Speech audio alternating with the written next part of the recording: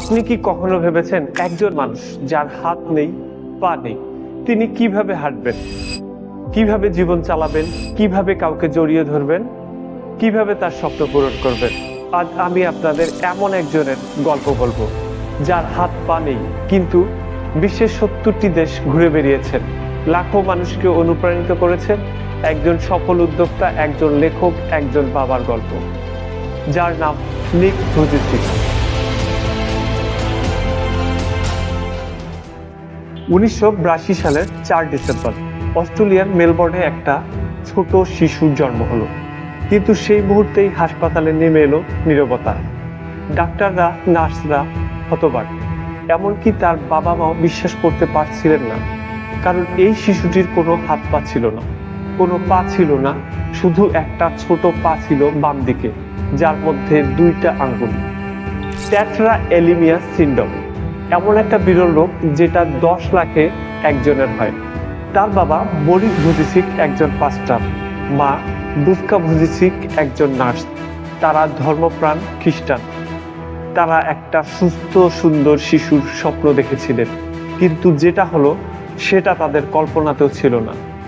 নিকের মা যখন প্রথম তাকে দেখলেন, তিনি তাকে কোলে নিতে পারেননি, এতটাই শক হয়ে গিয়েছিলেন।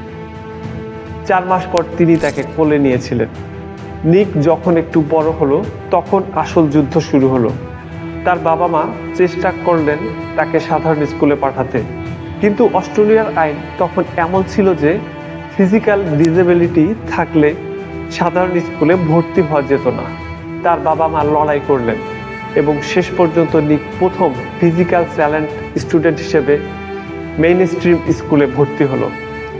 কিন্তু তার স্কুল স্বর্গ ছিল না, সেটা ছিল নরক। বাচ্চারা তাকে নিয়ে হাসতো, ঠাট্টা করত, তাকে এলিয়েন বলে ডাকত। তার সাথে কেউ বন্ধুত্ব করতো না, খেলার সময় তাকে কেউ নিত না। একটা ছোট বাচ্চার জন্য এটা কতটা কষ্টের আপনি কল্পনা করতে পারেন। নিক রাতে ঘুমাতে যাওয়ার আগে প্রার্থনা করত, সৃষ্টিকর্তা আমাকে হাত পা দিয়ে দাও, আমি এমন হতে চাই না। কিন্তু সকাল হলেই সবকিছু আগের মতোই থাকতো। ধীরে ধীরে তার মনে একটা প্রশ্ন জাগলো, আমার জীবনের কি মূল্য আছে, আমার জন্ম কেন?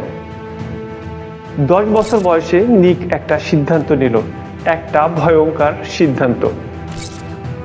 সে ভাবলো এই জীবন আর চলবে না, এভাবে বেঁচে থাকার কোনো অর্থ নেই। সবাই তাকে বোঝা মনে করে, তার বাবা মাও তাকে নিয়ে কষ্ট পাচ্ছে। একদিন সে বাথটবে ডুবে যাওয়ার চেষ্টা করল। হ্যাঁ, আপনি ঠিকই শুনেছেন, 10 বছরের একটা বাচ্চা আত্মহত্যার সিদ্ধান্ত নিয়েছিল। কিন্তু শেষ মুহূর্তে তার মাথায় এলো তার বাবা মায়ের মুখ। তারা কতটা কষ্ট পাবে, তারা নিজেদেরকে দোষ দেবে, তারা ভাববে তারা ভালো বাবা মা হতে পারেনি। এবং সেই মুহূর্তে নিক সিদ্ধান্ত নিল সে আত্মহত্যা করবে না।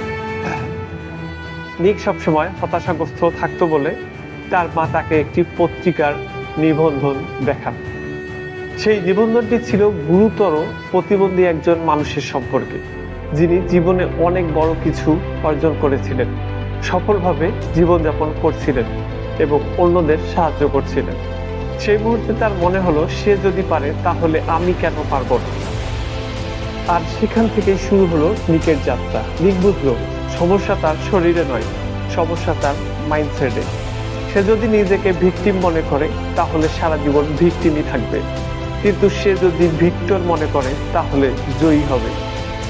তার মা বাবা সবসময় তাকে শেখাতো, তুমি স্পেশাল, তুমি অনেক কিছু করতে পারবে, এবং সেই বিশ্বাসটা তার মধ্যে শক্তি সঞ্চয় করলো।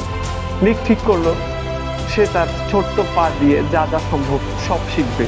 সে শিখলো কিভাবে কম্পিউটার টাইপ করতে হয়, নিতে 43টি শব্দ শুধু 2টো আঙ্গুল দিয়ে।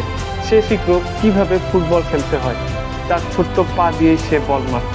সে শিখলো কিভাবে সাঁতার কাটতে হয়, পানিতে সে মাছের মতো চলাচল করত।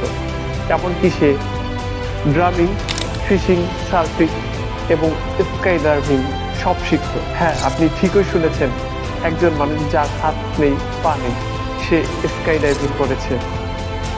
স্কুলে নিক একাডেমিক্যালি অনেক ভালো ছিল। সে কমার্স এবং অ্যাকাউন্টিং পড়লো। ইউনিভার্সিটি থেকে ডাবল ডিগ্রি নিল অ্যাকাউন্টিং এবং ফাইন্যান্সিয়াল প্ল্যানিংয়ে।